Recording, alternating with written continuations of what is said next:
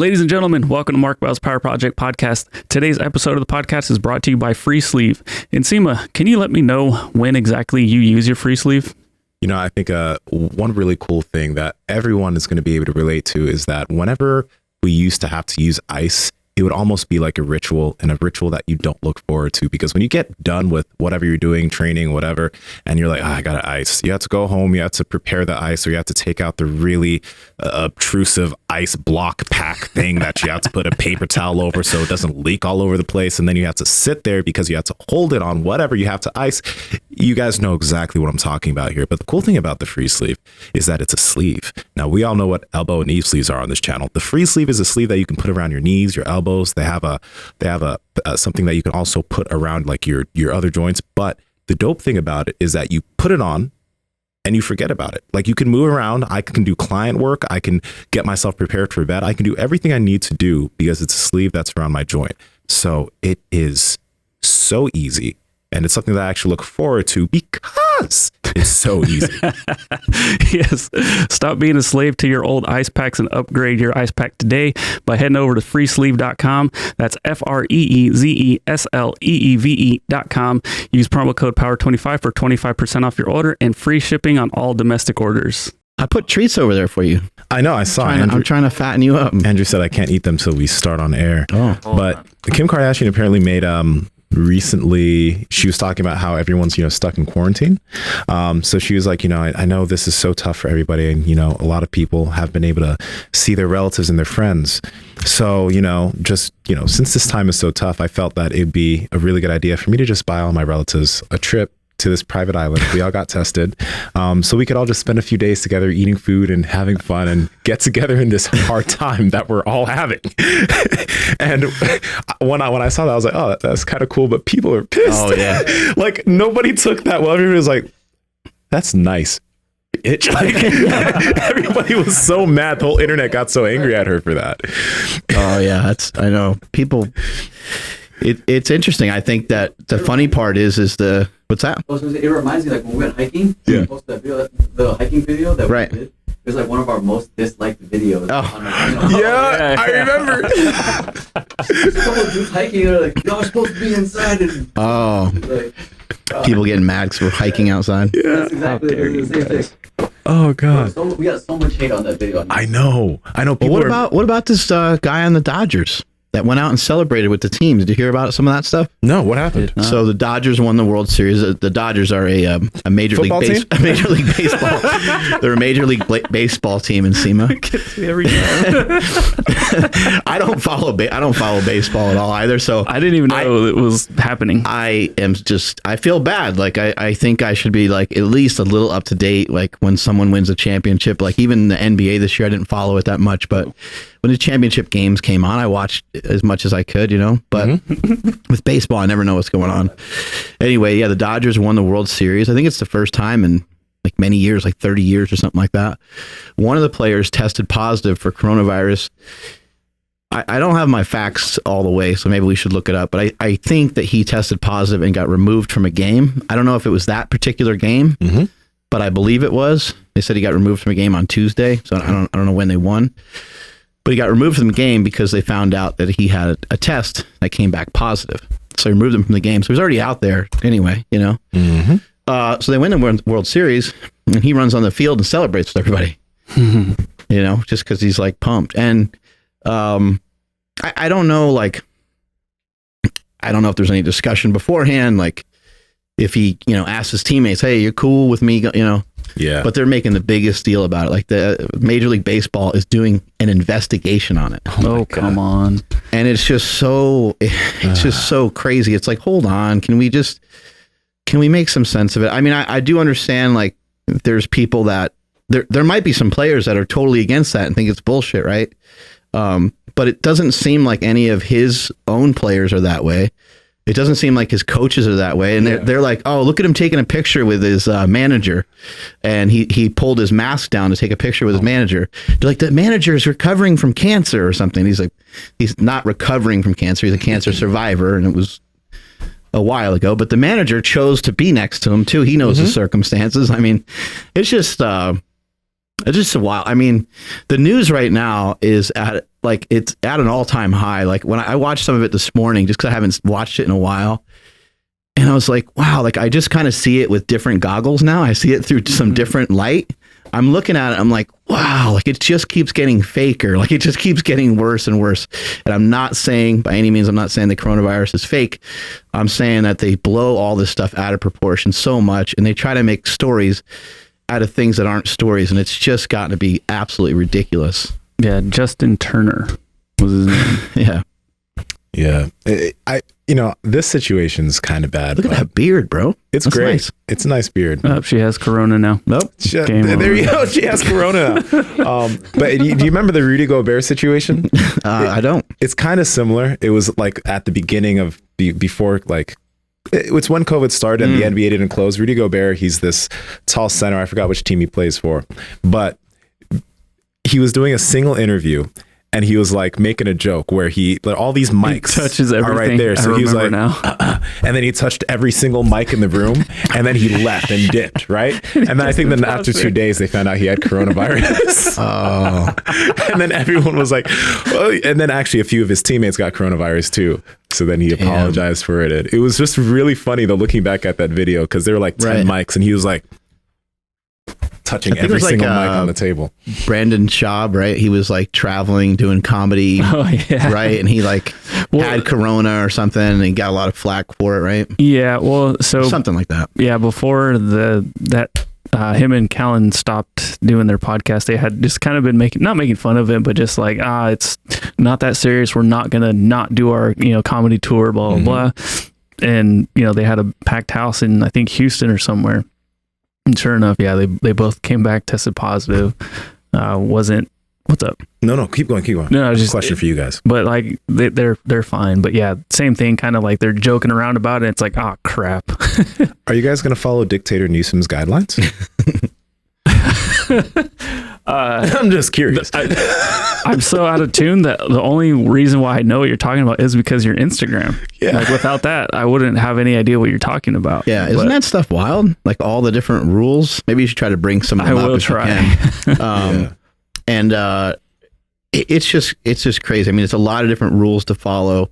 I mean, obviously, like I can admit that I am for one side more so than the other, but like just listening to Mike Pence talk about the coronavirus and talking about how it should be handled at the holidays, I think he had an excellent answer. He said that's up to each family. He's like, I think it should just be up to each family. And there's not like current real mandates on anything. Like the police aren't going to come and force you to do these certain things that are being asked of us, but other people try to act like you're breaking these like laws and that you're doing something really immoral. And I always have to go back to, I know that like maybe Louis Simmons is the greatest person in the world to quote, but in Bigger, Stronger, Faster, he says, your morals are your morals and my morals are my morals. And who are you to judge me? And who am I to judge you? And I think that's really true. So like the people that want to follow certain rules, I'm going to try my best not to make fun of them. I'm going to try my best to behave myself and to just say, hey, they're entitled to like think that way, but don't go thinking weird shit about me, because that's when I'm going to get annoyed. You know, don't like, if I want to do something a certain way and my family agrees to do something a certain way, like we're going to celebrate the holidays, and anybody that's with us is going to be with us. And anybody that is not comfortable with that, we're going to be totally accepting of that. And they won't be hanging out with us for that particular day. Maybe any family members that aren't, I'm kind of like unaware of any, no one comes to mind that wouldn't participate. But if there is somebody like that, we'll probably just call them up, just like FaceTime them or Zoom them or something like that. But yeah, the rules are absolutely asinine. Yeah. And I mean, news outlet websites where they would have this story are all just total dog shit with ads everywhere. So I'm trying my best to find something. Just go to his IG maybe. Oh, okay. That'll work. But the one that I did find, no more than 3 households per gathering. So, I mean, like whatever. Loud singing or shouting is strongly discouraged. This damn website. being higher in terms of vocals can, increase the spread of COVID-19 from droplets. And then masks. But if it's not that loud, it's not that bad. Not that bad. Yeah, masks on right after eating or something like that. I'm trying to find more on it.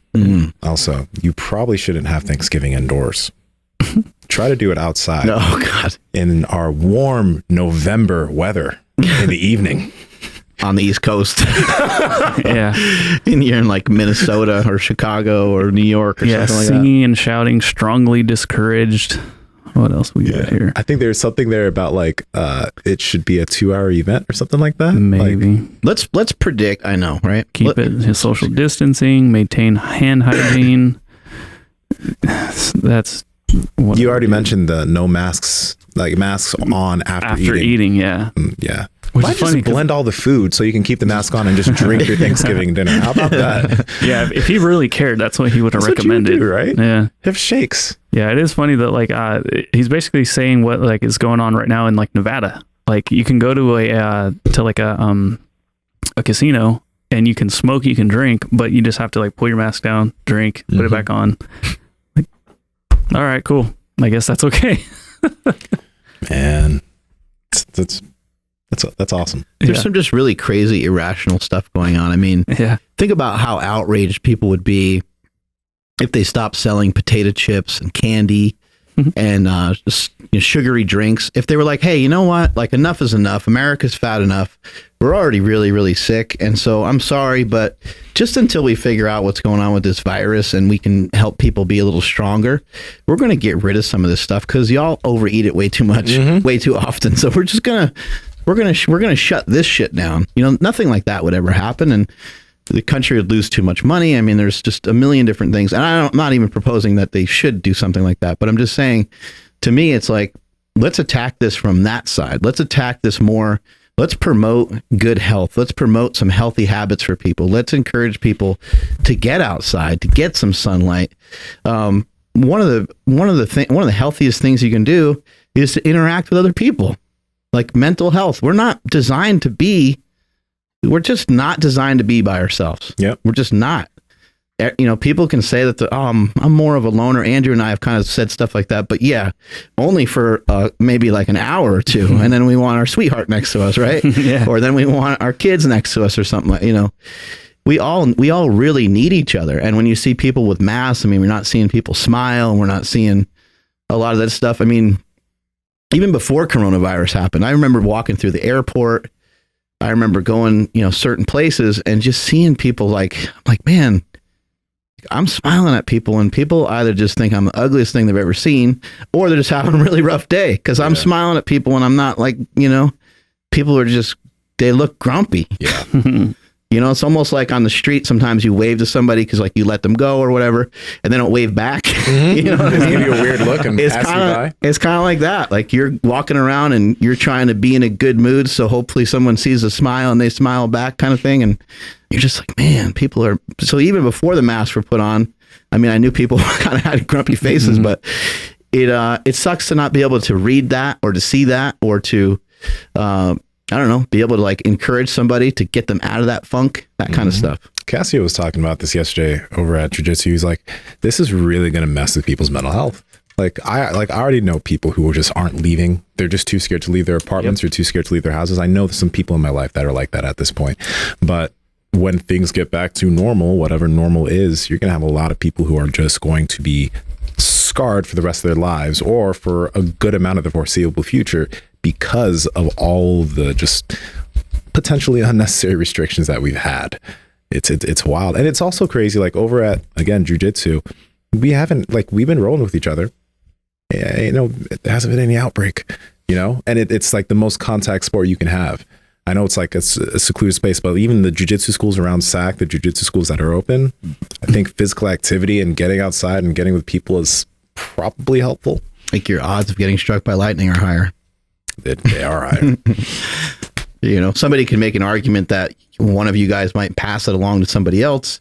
But again, that would still be up to that somebody else person taking their precautions. Where I do feel bad is there's some people that don't know that they have pre-existing conditions. They find out after the fact, like, oh shit, like I didn't know my red blood cells were low, or I didn't know I was really low in vitamin. I didn't know these things about myself. So that kind of sucks. But for the most part, a lot of these people are already in a compromising position. So anyone that feels the compromise, anyone that feels ill, anyone that feels sick, anyone that is just older, because that's who's dying from this usually is older people, they should probably take precautions. And then the family members should also, if that person wants them to take precautions, should respect that. Mm-hmm. I'm not going to go see my 98-year-old grandma and give her a hug and a kiss on the forehead. And like, no, I'm not going to do all that. Right. Whenever I go and see my mom, I wear a mask in her house.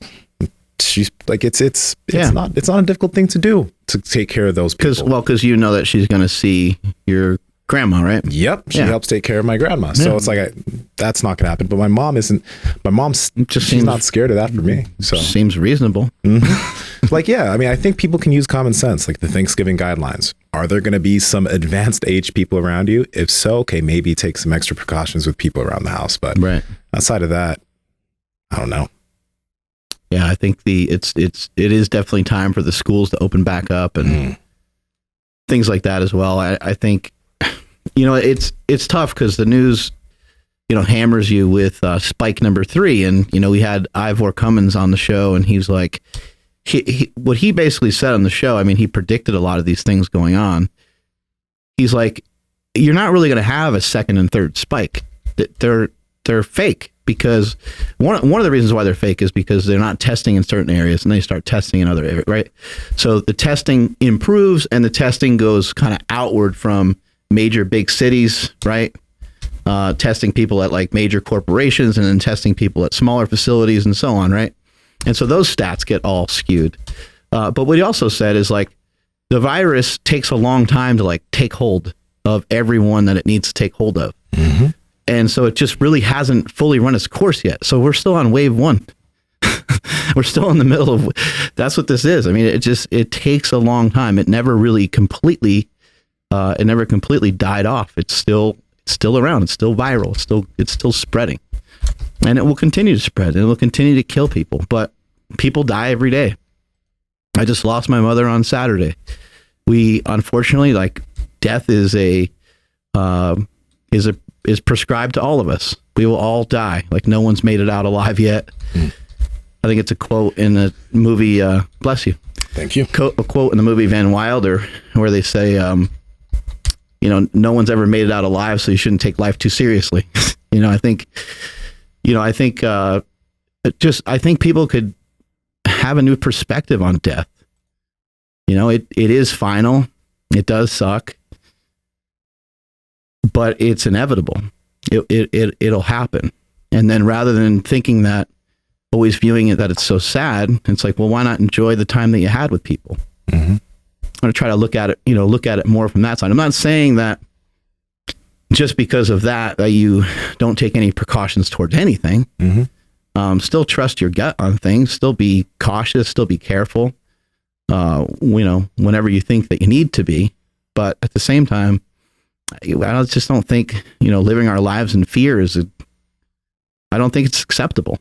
I don't think it's American. I think it's un-American to live your life scared every day. Let the other countries do that. Let the other countries that are at war nonstop over religion or whatever the fuck they're fighting over. Let those people live in fear. But here in the United States, where we already have sorted out I'll put freedom in quotes because I know some people don't really love that word, but we don't have to live like that. And that's why it's been so different here. And I think that's why people have said the United States has handled it the worst. I don't think there's a way to handle this because I haven't seen any country really do anything different. There's like one country that stands out, but then that one country that stands out, you got people that are deniers of that country. They're like, I don't believe that because they don't have enough people. Yeah, like they got fucking like 10 million people. That's kind of a lot. Mm-hmm. If you had $10 million, you wouldn't think it wasn't that much money. And one of the other big things is like, oh yeah, they're not as unhealthy as the U.S. That's another one. Right. Yeah. Now they have bullshit food there too. They are healthier, but they also look at death differently. in Sweden, like one of the older things in Sweden is when you're in your 70s, they think that you're kind of done. It's time to pass the torch on. You know, I don't think they think the same thing anymore. People live a little longer nowadays, but that's the truth. Like we live first of all, once you've had children, you live for your children. Your life is kind of over. your life as you once knew it is kind of over. Yeah. You still need to live your life because you still need to like make sure that kid knows what to do, you know, that kind of stuff. I mean, I've told you guys this story before with my dad, when my dad was in the hospital for like 70 days. And I told him like, you're good to go, man. Like you want to leave? Cause he was saying he wanted to die. I was like, if you want to leave, you can go for it. Like you taught me everything that I need to know. I feel complete.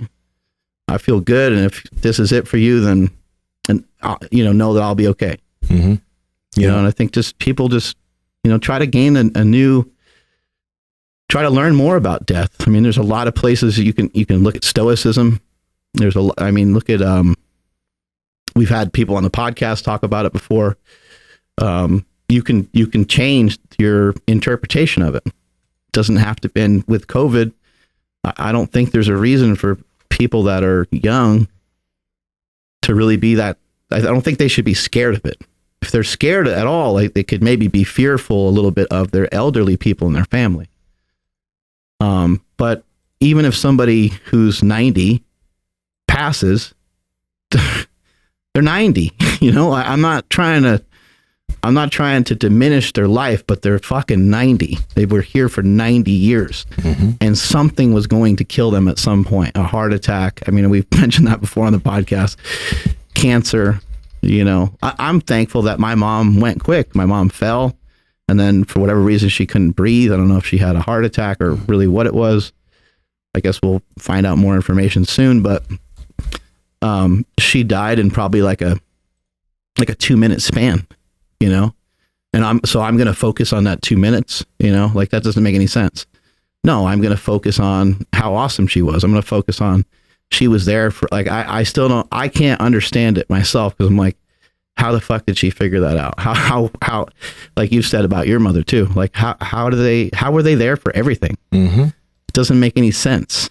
You're like, every time you got hurt, every time you cried, every time you needed somebody, every time you had a problem, every time you pooped your pants, every time you were scared in the middle of the night, they were always there all the time telling you it's going to be okay. And when you needed a swat in the butt, oh yeah, guess who was there for that too? Right? You know, they figure out a way to always be there.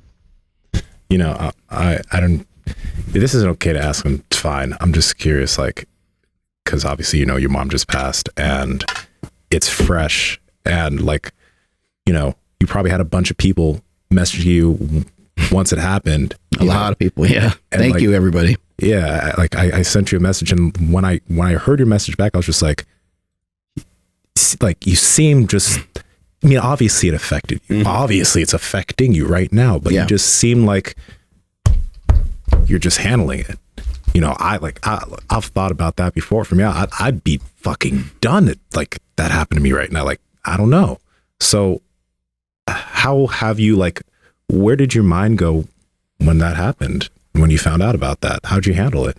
How are you handling it? Yeah. You know, because of the things that I've like learned over the last several years, I got a call from my dad, and what he said was really terrifying, because he said, "I think that your mom died." And I was like, holy, like, that's okay. I don't know what to do with that information. But I was in Tahoe. My wife and I stayed over last week. We kind of had like a date night type thing, and we hung out for a day up there. And my dad called at like 3 a.m. Weird thing is, like, I do wake up a lot in the middle of the night, but like, I don't know, I just woke up and just had a weird feeling. And for some reason I told Andy, I was like, I'm going to go downstairs. And I don't even know why I told her that, because normally if I get up, I don't bother her. I just get up for a second. Sometimes I'll get some water, just go to the bathroom or whatever it is.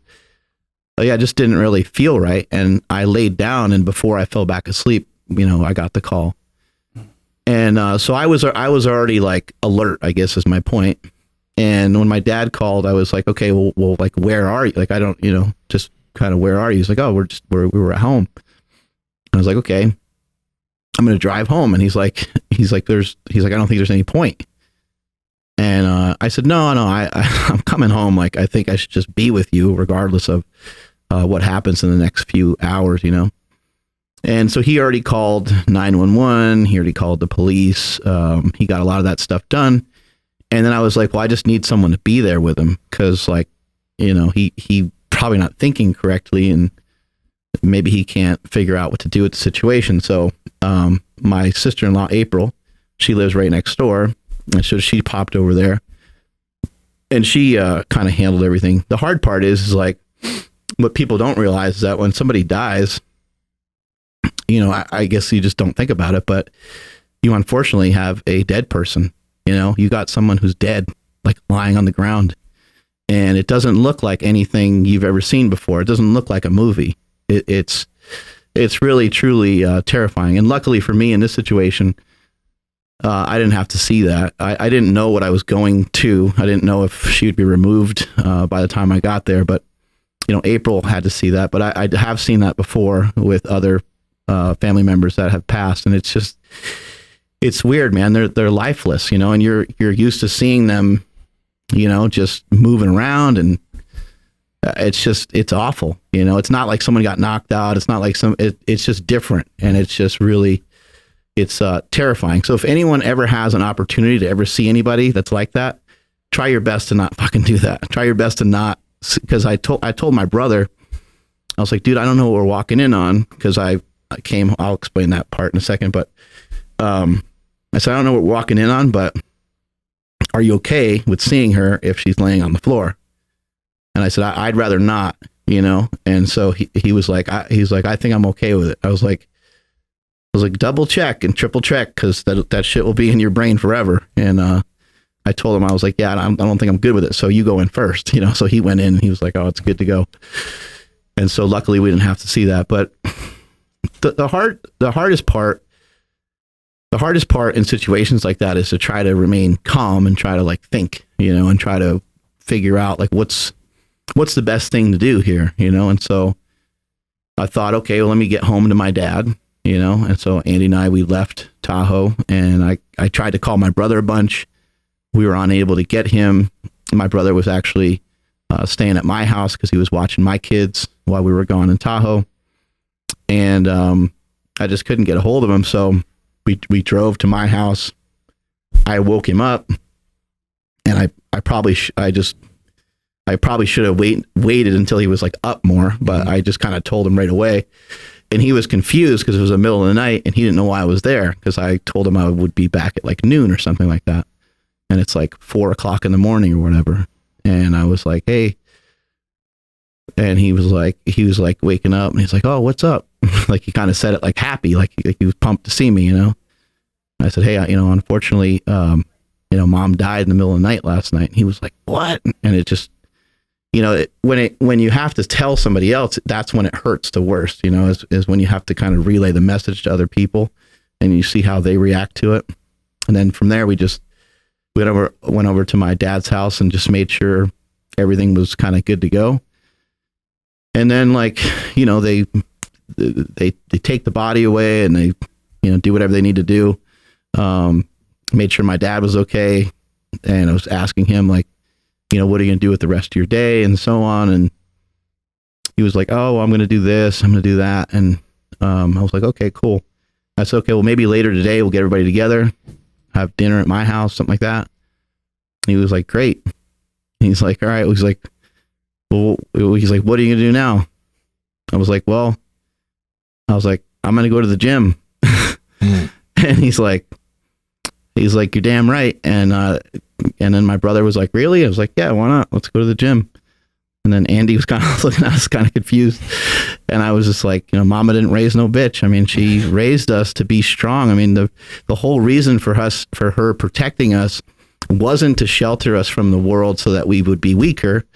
It was to shelter us from the world until we had an opportunity to be strong enough to kind of go off on our own. And, that time is now. And so I was like, I think it's really important for people to stick to, people might disagree with what I'm saying or something like that, and that's totally fine. But I think it's important that you stick to your hobbies and stick to things that are positive for you.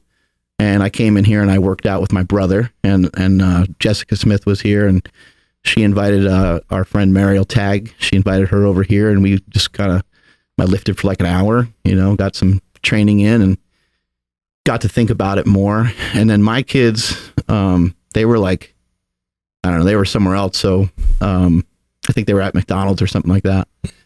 And so I that was kind of the part that I dreaded the worst, was delivering the news to them. And that was really difficult. But I guess, just to kind of sum up your question originally, is just that, my mind doesn't go, I'm okay with letting my mind go wherever it needs to go. Like, I'm okay with letting the emotions come. I'm not going to block them.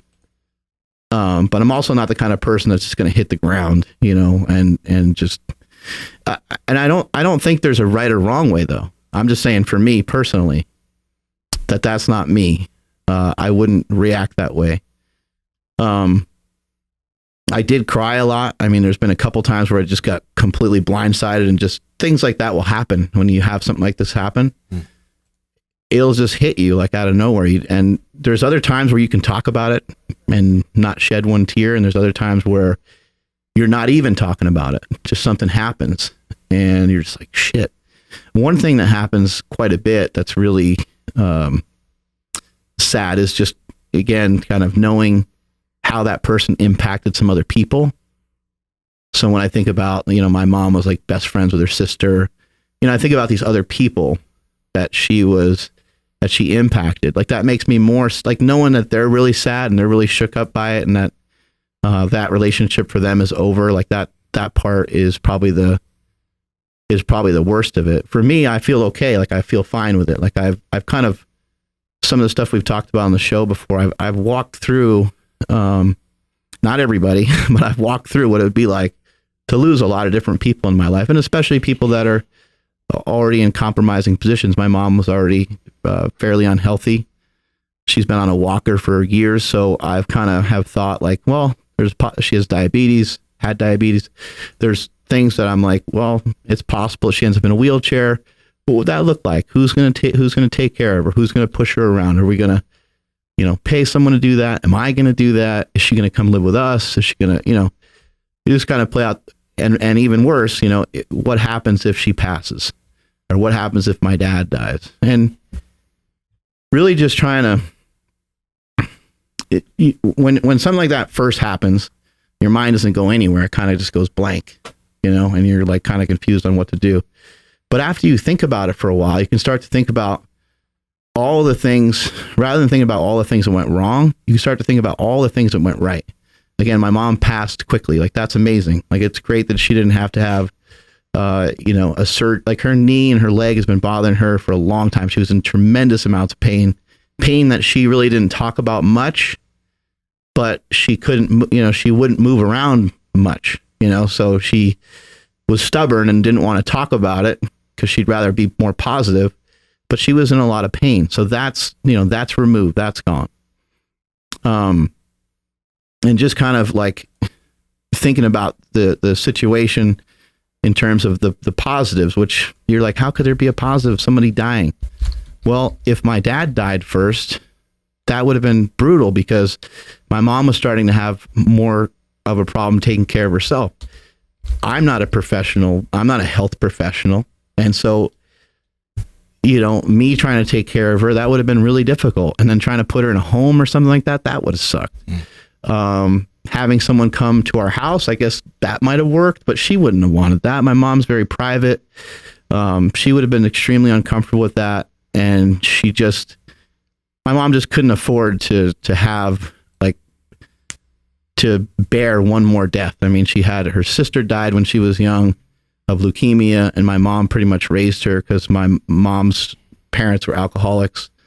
Her brother died of drug overdose. My brother died, she's just, she's been put through the ringer, she's been put through a lot. So for me, knowing her belief in God and her religion and how strong her convictions were towards God and towards being in heaven and stuff like that, it makes me feel good. I'm like, you know what? Her life here, which was pained a lot, it's over with. And now it's like a new beginning for her. Yes, she's dead to us and she's not here physically, but in accordance to her beliefs and in accordance to my dad's beliefs as well, which makes it even, I think, more of a positive, is she's in heaven and she's with my brother and and she's happy. My own beliefs are slightly different than that. I don't necessarily believe in that, but I can buy into it in this situation because that was my mom's belief. And so it ends up being a healthier story rather than a sadder story. You can definitely tell in terms of like how much of a woman of faith she was, because she would just randomly send me sermons, like just Bible verses randomly. That's awesome. I never messaged her mom, man, but she would just like message me like a sermon from Greg Laurie or something like that. That's great. Like, today's encouragement. And I think she's our biggest cheerleader. She would like repost our podcast all the time. Yeah. If we had something for sale, she would like put that on her Facebook page. She's like, my son's got this new shirt for sale. She sent me your brother's Piedmontese link. Oh, that's awesome. That stuff. She would try to share like a bunch of some of the episodes, I should say, in like a closed group. She's like, I can't understand what, like, it's not working. Maybe you should look into it. It's like, I don't think I can get in there. But yeah, so she always had our back. Mm-hmm. Yeah. Yeah, she like I said, she's my biggest cheerleader, and all I can do now is kind of take the things that she taught me and have them kind of live on through me. My mom was like silly, and she was always funny. Not a lot of people got to see that side of her because unfortunately she was in so much pain the last couple years. And speaking with Gabrielle Lyon last night about it, Gabrielle was texting me some stuff, and I was like, oh, fuck. Gabrielle doesn't know because she's just like texting me kind of random stuff. Mm-hmm. And I was like, fuck, I got to call her. But with her being a doctor, she's used to this stuff, She knows that it's part of the game. It's part of treating people, right? I mean, she's treating people she's not treating people that don't have any problems. Mm-hmm. She's treating a lot of people that come to her because they have issues, right? And so she was obviously really sorry about it and everything, but she didn't release anything medical or anything. She just said, your mother was in a lot of pain. So she's like, just know, like, she was in a ton of pain, and she probably didn't tell you much about it, but she was in a lot of pain. And I was like, well, shit, that makes me feel better that she doesn't have to deal with, or we don't have to see her dealing with that anymore. Mm-hmm. She doesn't have to deal with that anymore. Yeah. When my grandmother passed, it was kind of similar. You know it's coming when it happens. It's like, it still sucks. And you never want to say like, I wouldn't give up another, I wouldn't want to end it early, but it's like, yeah, like, she had dementia. So it was really tough towards the end there, but I'm glad that you're seeing it that way. I haven't talked to your brother because he was out of town, but I hope he's doing well as well. And when I was talking to my father-in-law about, because he actually, he came to me, it was just like, is Mark okay? And like, I didn't bring it up at all, because Stephanie's family, like, they're so caring, like, they would have dropped everything, to like make sure like you're okay, make sure I'm okay. And I'm like, yeah, he's at the gym, he's lifting through it. And he's like, oh, I don't know, man. I'm like, no, like, yes, he's hurting. Of course he is. I'm like, but this is his way of, dealing or getting, through this tough time right now. And, that inspired the hell out of me, like I was getting ready to come to the gym mm-hmm. when I seen Chris's post, and I kept looking at it, just hoping like, okay, I'm obviously reading this wrong. Like, this isn't right. Like, this is like, I don't know what this is, but this isn't what I think it is. Mm-hmm. And I sent it to Smokey and Jessica, and I'm like, just somebody please tell me, like, this is not what I'm thinking. And then, once we got in touch with you, kind of, got wind that you're still going to come into the gym, just like, damn, like, all right, so am I, like I was on my way in, and that stopped me, and I'm like, I don't even want to go outside right now. And the next thing I know, I hear that, and I'm like, all right, yeah, let's go. So I came into the gym, had a really good session. And then Mark sent me not one, but 2 podcasts, like right out one after another for Saturday school. Really good episodes. You guys got to check those out, coming out this week. And I'm just like, just blown away, because, like, I'm always inspired by you, Mark, but then, seeing this happen and you still putting up points on the scoreboard, it's like, dude, this is just fucking awesome. Like, I'm just lucky to be here. Yeah, and I'm not trying to like, stuff down emotions. Like I said, I've let loose a couple times. I'm trying to give myself a little bit more time with stuff. Like, I spent a lot of time walking over the last couple of days. I mean, I do that anyway. But I'm just, even with like my nutrition, my nutrition's good. Like I'm eating well, but I'm not trying to be real picky with it. I'm just like, certain things that I just normally wouldn't eat. I'm like, yeah, that sounds good. I'm just going to eat that. And so I'm just kind of, I'm just sort of rolling with it, for the moment. Just let a couple days go by. Time is a huge factor. Time heals all wounds, and it really does. It just, these things, they take time. And I think a lot of times, like immediately after something happens is probably like, the least of your worries. It's a couple weeks down the road. It's a month down because at first you get a lot of people that come around you, right? And a lot of people are concerned, right? And then that kind of falls off and everything's sort of a blur, and maybe you didn't have a chance to really think about it that much. And the next thing you know, you're like just more frustrated or aggravated, or maybe not treating somebody the way that you would normally do or like, and you're like, what's going on with me? Like something's a little off. And it's because these things, they sit inside your system, just like getting compliments, somebody gives you a nice compliment. It's like that kind of sits there. I mean, I think you mentioned, I think maybe you mentioned a girl giving you a compliment right? Yeah. Forever ago, 10th right? Grade. Yeah. See, like, yeah, you remember where you were and shit. Like, it's wild, right? And then sometimes somebody putting you down, Andrew, when you were walking with your cousins or whatever, you remember that, and it's not like your dad put you down your whole life. Your dad's done a lot of great things for you, but it's that one thing kind of sits there, and things like this, they just sit there. And you don't know how they're going to manifest. You don't know if it's going to turn into you being more excited to do more because you recognize life is short, or if it just kind of flattens you out where you're like, oh, fuck, what's it all for, man? Like, what am I doing here? And when I think about that kind of stuff, rather than focusing in on like, why my mom died or how she died, I think about, what she lived for. And try to have perspective on that. And I think what she lived for was to, have some kids that have a message that help other people. And we're doing that the best we can. And hopefully we can continue to do that. I think my brother still has movies to make. I still have messages to put out. And so there's still just more to be done is the way I kind of look at it. And I'm certainly not, I'm not just trying to bury the feelings. I mean, we've talked about different stuff that we'll do coming up, different, we'll obviously have like a funeral and standard things like that, but probably have a celebration of life type of thing. We did that for my father-in-law, and I thought that was awesome, where everyone got an opportunity.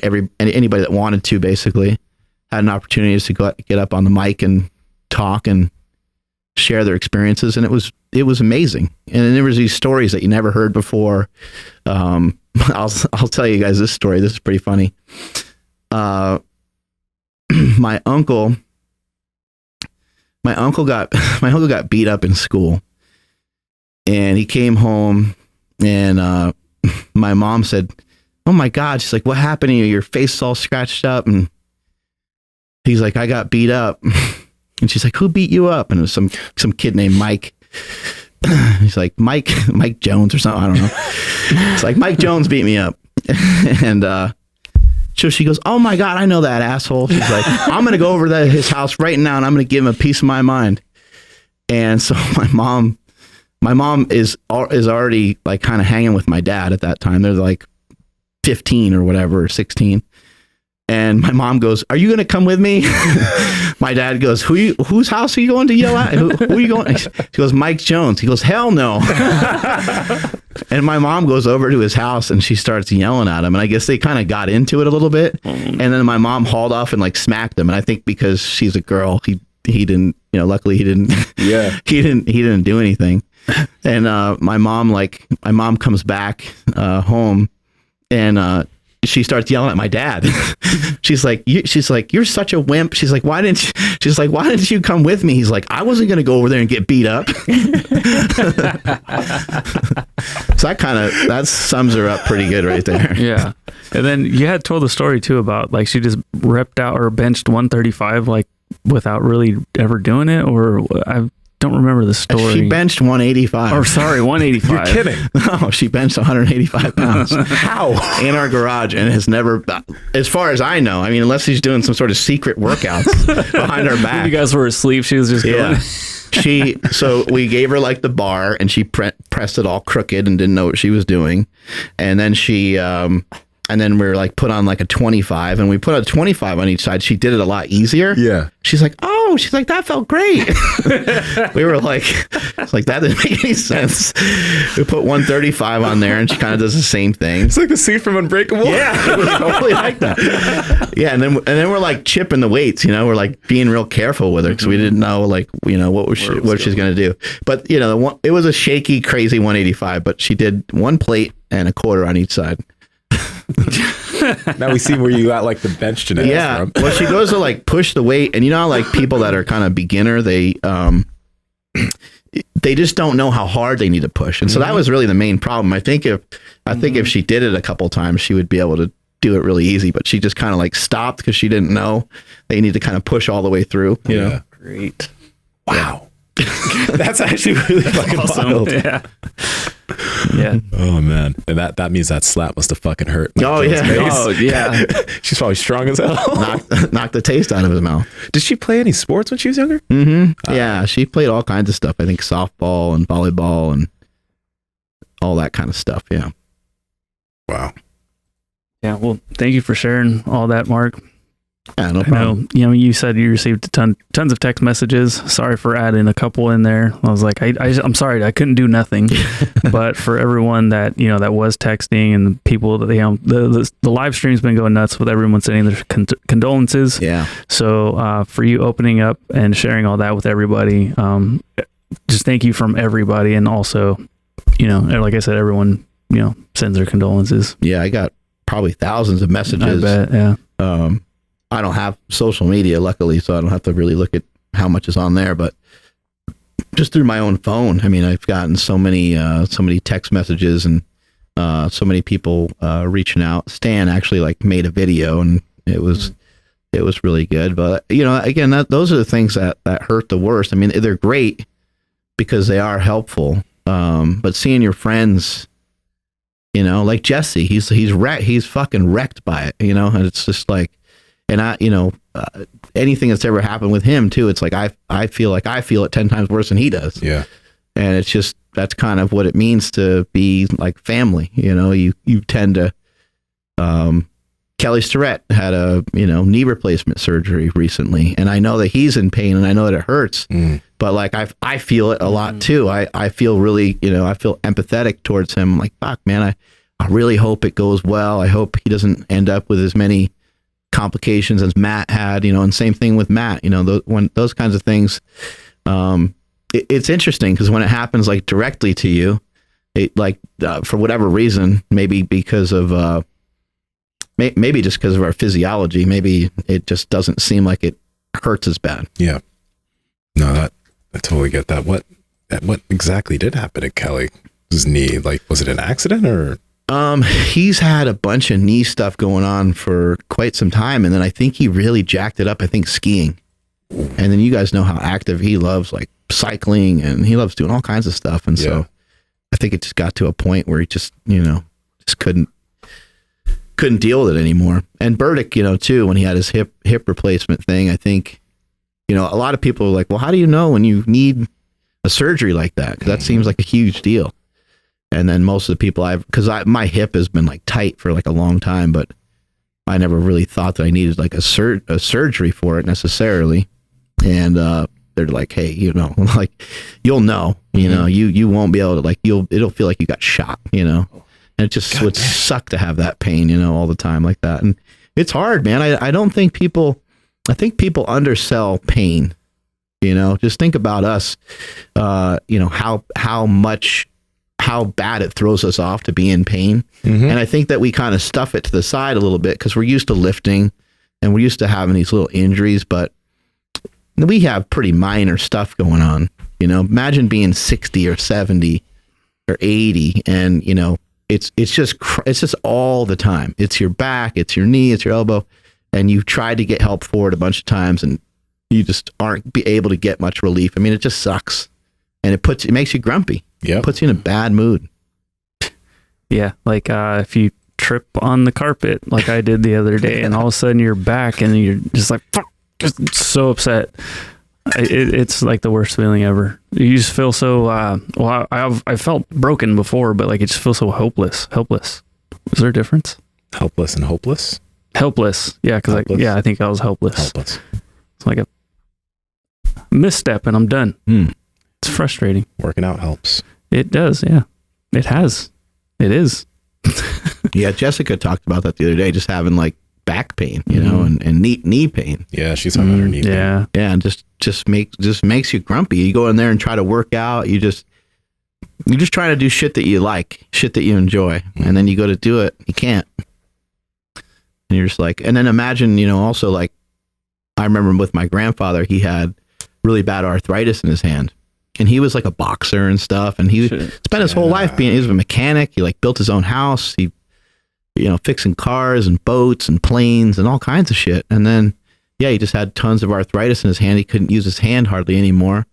And he was so like mad, like he was super frustrated. I remember, and he was like he was like my dad. He was like the happiest guy in the world. He was always laughing and always, you know, telling a joke or something like that. But as he got like towards the end, it was just like, man, he's in lots of pain. And luckily, usually around that time is like the end for some of us, you know, and I think that's actually a good thing. Get us out of pain. We can't see anymore. We can't fucking hear. Dick's not working. Oh God. All that kind of stuff. It's just like, hey, fucking throw me off a bridge, right? So, what can you tell Nsima about that? Well, I was going to say something else, but the chocolate in front of him. What were you going to say? Yeah.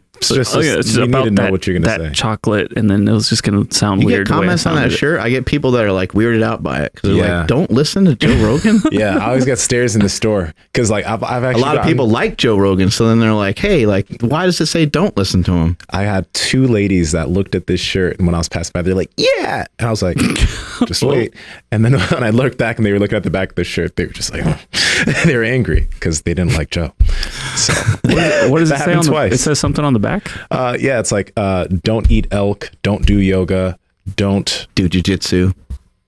Yeah, don't do keto, don't hunt. Yeah, don't eat mushrooms. Say no to Joe. Yeah, just don't do things that are good for you. Custom shirt we made here at Slingshot. Yeah, just because I thought. I don't know. I just thought it was funny because like it's a quote from him from the show. Like he went on a rant one day. He's like, "Yeah, don't listen to me," and he was saying like all this stuff that he's mentioned over the years. And I think whoever was on the show with him at that point, they were talking about how positive he was. They're like, "Dude, like I don't know if you're aware of this, but like you introduced a lot of people to keto. You introduced a lot of people to hunting. You introduced a lot of people to elk hunting and DMT." Yeah, right. I haven't done DMT, by the way. Yeah, but you're on it right now. Close. Yeah, he's. I mean, look, he's even just him talking about some of these like psychedelic drugs and opening up people's eyes that there's alternative drugs that can be utilized. I mean, who knows? Like maybe some of these alternatives could have helped my mom. You know, I know my brother was trying to steer her that way, but she was very nervous and very concerned about that. Which is kind of interesting because it's like, well, you know, a lot of people don't have a problem taking like an opioid. You know, why wouldn't you try this? Because it might get you. First of all, it might get you out of pain. Secondly, it might get you to think differently about stuff. Yeah, which really might be the real key. Because if we can get you to think differently, maybe we can kind of alter the mind to start heading in a more, you know, positive direction. I think it's. I mean, I was watching something with my wife the other day where this woman was trying to kick alcohol and she was super upset and she had a hard time with it and it was causing a problem in her relationship and everything. And I was just like, man, like, you know, and all the people around her they were drinking all the time. I was like, man, I just think it sucks that no one's like, hey, like you can take, what is it, like THC, right? Or you can take, like, there's stuff that can get you I'm not really saying, hey, look, trade out one drug for another, but at the same time, I am kind of saying that, right? Because I think that people are just looking for like a little escape. If you can still get a little escape without being addicted, without having it negatively impact the other parts of your life, then I think you found something that's, I think it's okay. I don't think, I mean, in medicine, they say you're trying to find things that cause no harm. So maybe you can make an argument that doesn't cause no harm, but maybe it causes a lot less harm. Yes. I mean, just look, people are the first thing in the morning, we reach for our coffee. I don't personally think there's a huge problem with it. I mean, maybe we'll find out more, years later that it is a huge issue, but I think doing things like that here and there, and I don't think it's a massive problem. I agree. I used to be like very, very straight edge in terms of that type of stuff. But yeah, no, nowadays, not like I'm doing heroin or crack or anything like that. I'm not doing anything wild. At least not every day. Not every day, in moderation. No, but okay, no jokes about this. But yeah, I'm much more open to stuff like that, okay? That's all I'm saying. Yeah. A natty I can progressive. understand it. So we got to have an on-air taste test. All right, you guys want to explain to me what exactly yeah. it is that I'm about to put in my mouth on air? For all of you that aren't watching knows, the I don't know. podcast. Yeah, you got some Chalk Zero. We have a Reese's peanut butter cup. That's what this is? Mhm. Yep, basically. White chocolate. Well, it's not a Reese's peanut butter cup. It's a Chalk Zero peanut butter cup. I'm sorry. Chalk but Zero peanut butter ghost. And you guys Yeah. said there are no sugar or no carbs? There's like 5 grams of carbs, but there's only 2 net carbs. Mm. And it doesn't have allulose or anything, and it has monk fruit. So It's a white chocolate. Oh, he just creamed himself. All right, clean yourself up. No, goddamn. You know, Oh, that is Andrew? a lot of semen. Andrew. I was telling Andrew that, like, if this is nasty, That would have been great if it was nasty. if it was nasty, I'm definitely going to let everybody know how nasty it is. But this is actually really fucking good. It doesn't, see, these are dangerous. What about fat? I think mention that? I think that little tiny thing that you're eating right there, I think it's like 90 calories. 7 grams of fat, like 3, like it has hardly any protein. It's not a protein product. yeah, I was trying to explain it to Steph earlier. This is so good. God dang, man. That was Nsima's penis hitting the table. That's really good. That's candy, man. This isn't hell candy. This is candy. That's what I was trying to say. It's We're like trying to fatten him up. it's candy, but that whole thing was only 90 calories. Yeah, He's and gonna it's keep really getting good. like more and more bloated every day. Yeah. And be Oh, like, man. bro, I think there's something wrong with that candy. No, Oh, man. man. It does that at first, but then all of a sudden you start burning fat like crazy. Yeah, so then that one there is just a regular, just like chocolate. Just a little piece of chocolate. Still Milk same chocolate. Same company, Chalk Zero. But bro, that Reese's, man. But wait, there's more. All right. Smokey liked it. That's huge. Mm-hmm. Man, this is candy. Like, this isn't some fake health candy. This Correct. is like, okay, it's healthier. I gotta chew off the mic. It doesn't hurt your stomach. We're not trying to sell you on anything necessarily, but Damn. being a low carb proponent for a long time, I think it's a great option. We are going to reach out to them, see if we can get them to sponsor the podcast. Why not? Good. Yeah, we love the product. Send us boxes, Yeah. Watch, 2 months later on the podcast, I'm 260. Getting back into powerlifting, y'all. Gained 20 pounds. That is hella good. 800-pound That's deadlift great. right around the corner. Oh my God. Do it. Sponsored Yo. by Chalk Zero. 800-pound deadlift. How did you find out about them?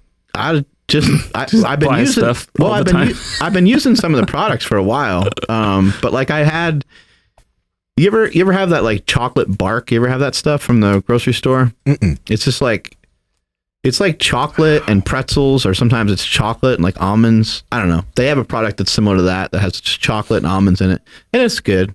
I mean, it's very good. But like I don't know. I would buy it here and there, Mhm. and I enjoyed it. But then I went to order something off of there one time, and I was like, they have a lot of new products. I'm going to try these out. Yeah. Every And I single was one. like, damn. Oh, yeah. So what happened is I ordered some, and Andy ordered some like on the same day because we were talking about it. Yeah. She ordered like a shit ton off their actual website, and I ordered a bunch off like Amazon. It's got this giant like box, like a crate, came to the house. Came in a pallet. Yeah, we're like, damn. Dude, no, that is really, really, really good.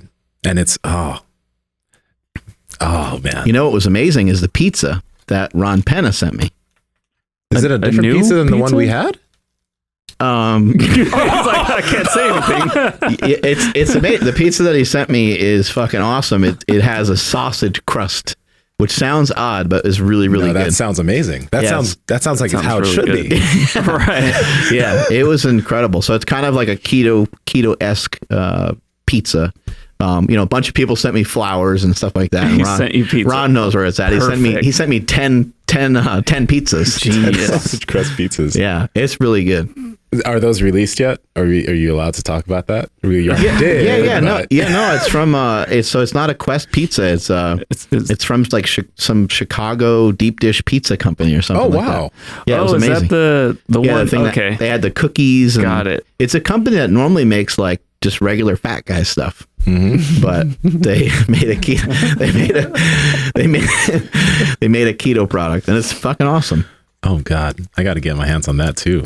Yeah, Man, I'll come in and bake one up. Yeah, you guys have no. known about this for a while, right? I haven't known about that particular style of chocolate. from them. Correct. No, I have not. I only know from what Mark has mentioned. Nsima's doing some investigating. I'm about He's to gonna be beat real mad at both somebody's y'all. ass. Today was No. I first- didn't. I swear I didn't know anything. See what happened was, My I account. think we were talking about. I think another. You're saying too many uhs. You're lying. You're coming no, up with a because I'm lie. trying to remember. Was He's not doing so good, is he? when you were comparing Walden Farms to what Chalk Zero does? Oh yeah. Okay, see, there you How go. long ago Yeah. was that? This, So that's just like those are like syrup type things. yeah. So today was the They make first. a chocolate syrup. They make a caramel. They make.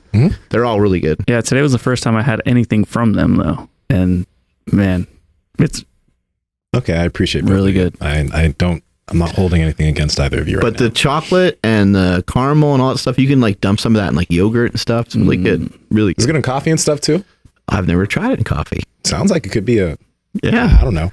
Maybe that's wild, but it sounds like it'd be good in that. I've No, thrown it in. definitely I've thrown it in protein shakes before and stuff. I was It gonna works. say. Yeah, they got make good stuff. Yeah, I've seen Mark put bacon in his coffee, so I'm pretty sure he's down to try anything. Stop right there. You put bacon in your coffee? I filmed it. Yeah, I For what think reason? I did. I don't know. I think we were just You're messing just around. joking around. Yeah. Okay, I thought No, this was it some was- real. It was just one of those things where he's like, I think he put salt in his coffee, and then he's like, look, I even put my bacon in coffee. And he took a bite out of it. He's like, it's not bad. Then the camera stops running, and he's like, that was kind of weird. we were in. I think this was right before you went on Rogan the last time. I think. Oh man, I dipped bacon in butter before. You guys ever try that? That's awesome. It sounds amazing. I've cooked bacon in Yeah. butter. Oh yeah, That's fat. that sounds really good though. That sounds really good. yeah, Incredible. that's fat. Andrew, take us on out of here. I will. Thank you everybody for the all the engagement on the live chat. It's really cool to see everybody yapping up a storm in there. Really appreciate you guys showing up. Huge shout out and thank you to Free Sleeve for sponsoring this episode. Please head over to freesleeve.com at checkout, enter promo code POWER25 for 25% off your order and free domestic shipping. Please make sure you're following the podcast at Mark Bell's Power Project on Instagram, at MB Power Project on Twitter. If you're not already subscribed right now on YouTube, please do so right now before we go off the air. And please follow, that's everybody, right? So my Instagram is at I am Andrew Z. Nsima, where can people find you? Nsima Inyang on Instagram and YouTube, Nsima Inyang on Twitter. And guys, like, I just need to really tell you how good this was. So good. Like, I really did a little something happened in my pants. So I'm not even joking. This is really fucking good. That's some good stuff. Yeah. This is really You can't good. tell that it's like, It doesn't taste like it's some health chocolate. A lot of stuff. And like I said, it didn't hurt my stomach. Like normally, That's all that important. stuff will rip you apart. Yeah. All right, Mark, do your thing. I'm at Mark Smelly Bell. Thank you guys for listening, and RIP to Rosemary Bell. I love you, Mama. Strength is never weakness. Weakness never strength. Catch y'all later.